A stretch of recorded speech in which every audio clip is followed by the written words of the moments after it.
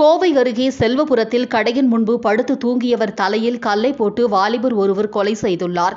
இது தொடர்பாக அவரை காவல்துறையினர் அதிரடியாக கைது செய்தனர். கோவை செல்வபுரம் எல்ஐசி காலனியில் பேரூர் சோதனைச்சாவடி அருகே ஆத்தங்கரை வாய்க்கால் பகுதி உள்ளது. இங்கு உள்ள ஒரு கடையின் முன்பு ஒருவர் போர்வையால் மூடியபடி தூங்கிக் கொண்டிருந்தார். நேற்று அதிகாலை அந்த வழியாக சென்ற ஒரு வாலிபர் திடீரென அந்த நபரின் தலையில் கல்லை போட்டு கொன்றுவிட்டு அங்கிருந்து தப்பி ஓடிவிட்டார். இதற்கிடையில் இரத்த வெள்ளத்தில் ஒருவர் கொலை செய்யப்பட்டு கிடப்பதைக் கண்டு அதிர்ச்சியடைந்த அந்த வழியாக சென்றவர்கள் உடனடியாக செல்வபுரம் காவல்துறையினருக்கு தகவல் தெரிவித்தனர். தொடர்ந்து அங்கு விரைந்து வந்த காவல்துறையினர் உடலை கைப்பற்றி பிரேத பரிசோதனைக்காக கோவை அரசு மருத்துவமனைக்கு அனுப்பி வைத்தனர். இதில் 50 வயது மதிக்கத்தக்க அந்த நபர் யார், எந்த பகுதியைச் சேர்ந்தவர் என்றும் உடனடியாக தெரியவில்லை. சம்பவ இடத்திற்கு மோப்பனாய் மற்றும் கைரேகை நிபுணர்களும் வரவழைக்கப்பட்டு விசாரணை நடத்தப்பட்டது.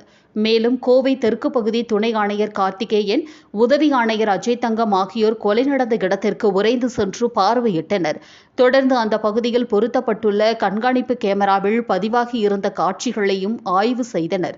அப்பொழுது வாலிபர் ஒருவர் அந்த வழியாக சென்று வந்ததும் தெரிய வந்தது. அவர் உடை மற்றும் அடையாளத்தை வைத்து தீவிர தேடுதல் வேட்டையும் நடத்தப்பட்டது. சில மணி நேரத்தில் அவரை போலீசார் பிடித்தனர். அவரிடம் நடத்திய விசாரணையில் கொலை செய்ததை ஒப்புக்கொண்டார். இதனையடுத்து அவரை போலீசார் கைது செய்தனர்.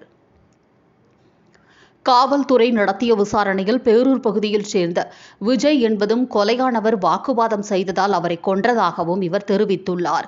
கைதான விஜய் கடந்த 2018ஆம் ஆண்டு ஒரு வழக்கில் பிடிபட்டு கோவை சிறையில் அடைக்கப்பட்டிருந்தார்.